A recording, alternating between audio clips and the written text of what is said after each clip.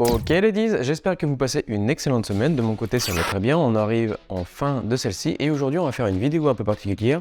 On va parler principalement de mes inspirations et peut-être qu'aujourd'hui les artistes que je vais vous proposer vont pouvoir vous aider pour les tendances d'aujourd'hui. Je suis un grand fan des œuvres de Warhol, d'Alex Grey, de Piet Mondrian et également de Jeff Koons. Donc chacun d'entre eux a utilisé des formes et des couleurs de manière unique pour communiquer sur des idées et des émotions. Et aujourd'hui c'est ce qu'on va voir.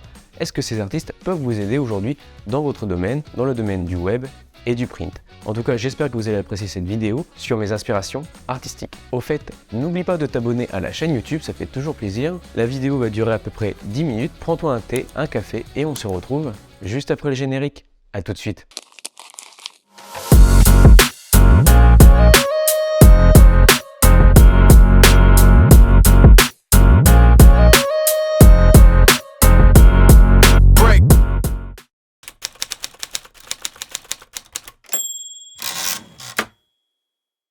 Comme vous le savez, quand on est dans le domaine du web et du print, la création artistique est souvent un métier, un domaine dans lequel on a besoin de trouver de l'inspiration. Que ce soit sur Pinterest ou même dans des ateliers, on a besoin justement d'avoir une bouffée d'air frais et on a besoin justement de se replonger, pourquoi pas, sur des tendances passées. Et aujourd'hui, on va justement demander à Francis, est-ce que c'est une bonne idée justement de voir et de faire des ateliers, voire même des musées pour trouver de l'inspiration? Bonjour Francis, est-ce que tu pourrais répondre à ma question?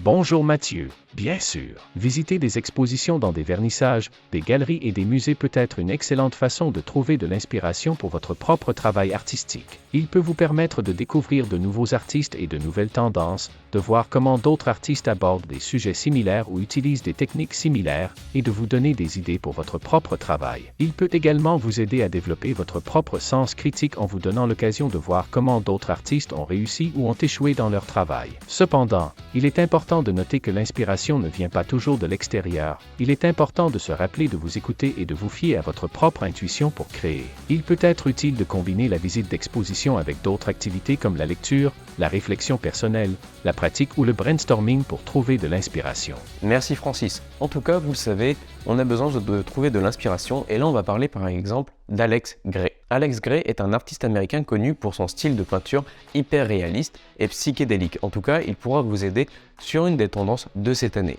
Il explore les thèmes de la spiritualité, de la conscience et de l'interconnexion de tous les êtres. Il est même souvent associé à la mouvance de l'art transpersonnel. Alex Grey utilise souvent des thèmes spirituels comme la méditation, la spiritualité et la conscience transcendantale dans ses œuvres. Il utilise des techniques de peinture à l'huile, de la peinture acrylique, des encres et des pigments pour créer des œuvres hyper réalistes qui mettent en avant les détails anatomiques des êtres humains et des créatures vivantes, avec un accent particulier sur les systèmes internes. Il a également utilisé des compositions à plusieurs niveaux, en utilisant des images superposées pour créer des scènes multiples dans une seule œuvre. Il utilise des couleurs vives, des nuances de gris et des couleurs plus sombres pour créer des contrastes forts. Grey a été influencé par les pratiques de méditation transcendantale, l'art chamanique et les enseignements de différentes spiritualités, comme les traditions chrétiennes, bouddhistes et hindouistes.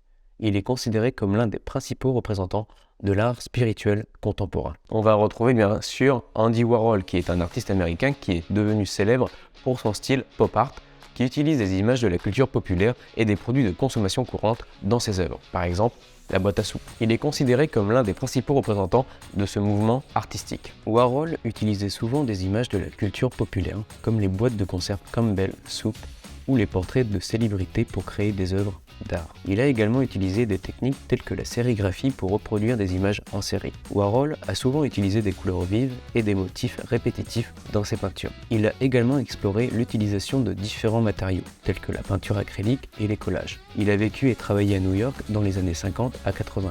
Une période de grand changement social et culturel aux États-Unis qui a influencé ses œuvres. Je vais parler également aussi de Joan Miró, un artiste espagnol qui a développé un style personnel et abstrait basé sur des formes géométriques simplifiées et des couleurs vives. Il est considéré comme l'un des principaux représentants de l'art surréaliste. Joan Miró a utilisé des techniques de peinture, de gravure, de dessin et de sculpture pour créer ses œuvres.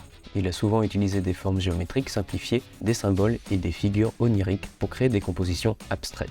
Il a également utilisé des couleurs vives et des contrastes forts pour créer des images expressives. Il a développé son style artistique au cours des années 1920.